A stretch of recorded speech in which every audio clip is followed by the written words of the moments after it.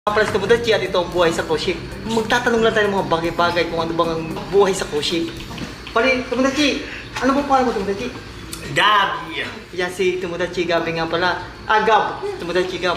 Pali, anong position mo dito sa barko, Tomodachi? Junior waiter! Bali, matagal ka na ba dito? Nagtatrabaho sa barko? Magto 2 years. Aba, ay magto 2 years na pala po siya mga Tomodachi.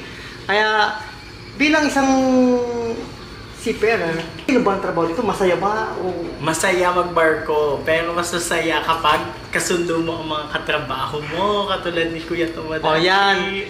Totoo po yan mga Tomodachi. Kaya unang-una mga Tomodachi, kung para po sa ating mga Tomodachi, alam ko po na marami po ang nangangarap na magtrabaho sa cruise ship.